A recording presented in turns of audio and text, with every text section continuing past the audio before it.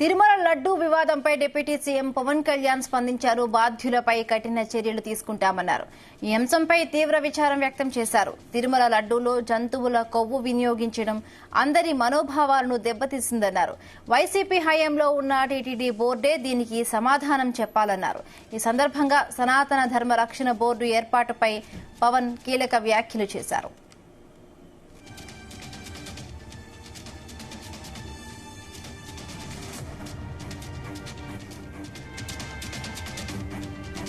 దేవాలయాలకు సంబంధించిన పలు అంశాలను ప్రస్తావించారు. ధార్మిక పద్ధతులు, అన్ని సమస్యలు పరిశీలించేందుకు జాతీయ స్థాయిలో సనాతన ధర్మ రక్షణ బోర్డును ఏర్పాటు చేయాల్సిన సమయం ఆసన్నమైందన్నారు. దీనిపై అన్ని వర్గాల వారితో జాతీయ స్థాయిలో చర్చ జరగాలన్నారు. సనాతన ధర్మానికి ఏ రూపంలో ముప్పు వాటిల్లినా అందరూ కలిసికట్టుగా నిర్మూలించాలన్నారు.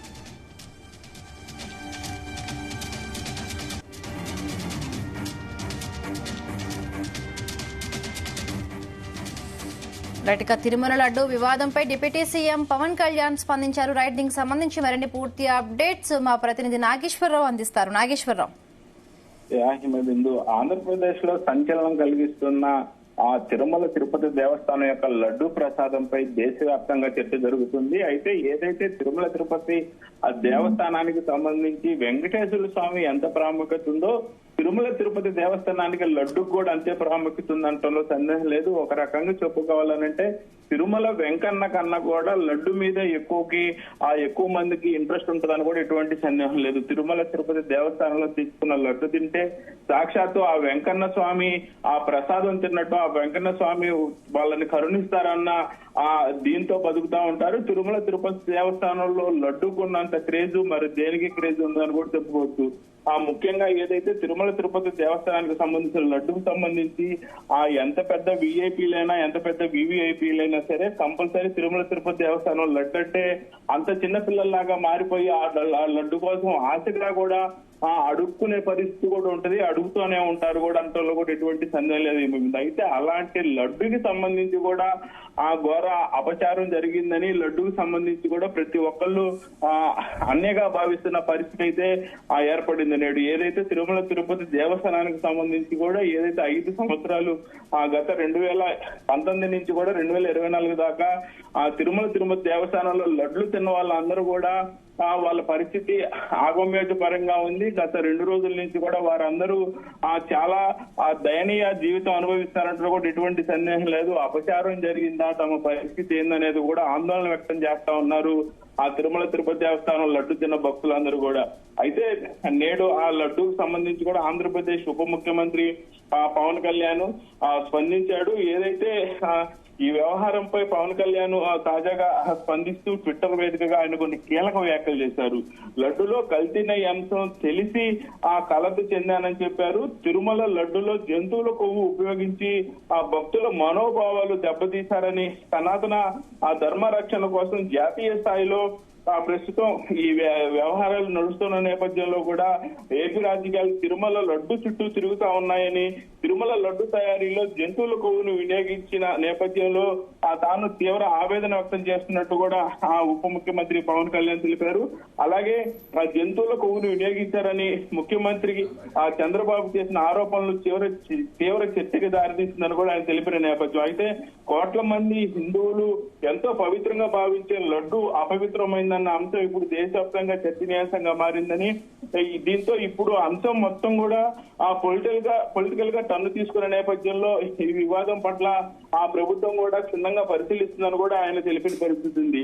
అయితే ఏదైతే లడ్డులో కల్తీ నెయ్యి అనే అంశంపై అది తెలిసి కలత చెందానన్న పవన్ కళ్యాణ్ తిరుమల లడ్డూలో జంతువులకు ఉపయోగించి భక్తుల మనోభావాలు వైసీపీ ప్రభుత్వం దెబ్బతీసిందని, వైసీపీ నాయకులు అందరూ కూడా ఇది భక్తుల మనోభావాలు దెబ్బతీశారని ఆవేదన వ్యక్తం చేశారు. అలాగే సనాతన ధర్మ రక్షణ కోసం జాతీయ స్థాయిలో బోర్డు ఏర్పాటు చేయాల్సిన అవసరం కూడా ఉందని పవన్ కీలక వ్యాఖ్యలు చేశారు. అయితే ఇక మీదట కూడా ఆలయాల్లో ఎక్కడ కూడా ఇలాంటి ఆలయ ప్రసాదాల్లో ఎక్కడ కూడా ఇలాంటి నాణ్యత లోపం గానీ యొక్క అవశేషాలు కలపడం గానీ ఉండకూడదని సనాతన ధర్మం కోసం పూర్తి స్థాయిలో జాతీయ స్థాయిలో ఖచ్చితంగా ఒక బోర్డు ఏర్పాటు చేయాల్సిన అవసరం ఉందని కూడా పవన్ కీలక వ్యాఖ్యలు చేశారు.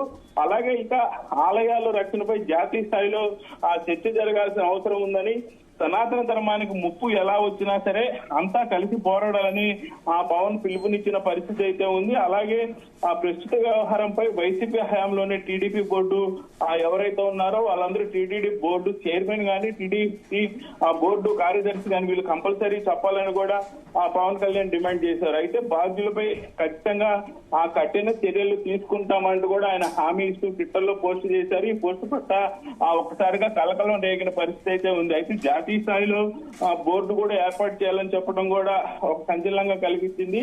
ఇప్పటిదాకా భారతదేశ వ్యాప్తంగా కూడా ఏదైతే సనాతన ధర్మ రక్షణ కోసం జాతీయ స్థాయిలో బోర్డు ఏర్పాటు చేయాలన్నది కూడా కీలక వ్యాఖ్యలు చేశారు. ఇప్పటిదాకా జాతీయ స్థాయిలో సనాతన ధర్మ రక్షణ కోసం కూడా బోర్డు లేని పరిస్థితిని పవన్ కళ్యాణ్ మరొకసారి గుర్తు చేసిన పరిస్థితి అయితే ఉంది. ఏదేమైనా తిరుమల తిరుపతి దేవస్థానం లడ్డూలో పందికి సంబంధించిన కొవ్వు పదార్థాలు అలాగే ఆకు కూరలు కూరగాయలకు సంబంధించి కూడా మొత్తం కలవటం పట్ల భక్తులైతే కొంత మనోవేదన చెందుతున్నారు. దీని పట్ల పవన్ కళ్యాణ్ చేసిన కీలక వ్యాఖ్యలు మరొకసారి రాష్ట్ర వ్యాప్తంగా కాకుండా దేశవ్యాప్తంగా కూడా చర్చ జరుగుతున్న పరిస్థితి అయితే ఏర్పడింది. హిమబిందు అంటే నాగేశ్వర్, ఇప్పుడు ఈ వివాదంపై తిరుమల తిరుపతి దేవస్థానం టీటీడీ ఈవో ఏమైనా స్పందించారా?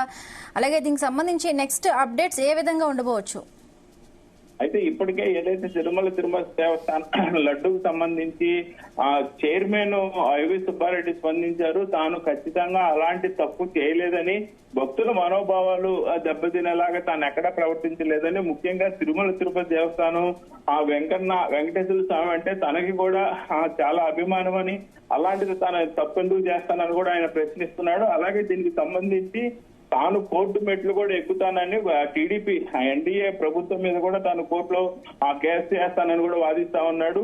వారు ఖచ్చితంగా తప్పు మాట్లాడుతున్నారు, వాళ్ళు అబద్ధాలు చెబుతున్నారు.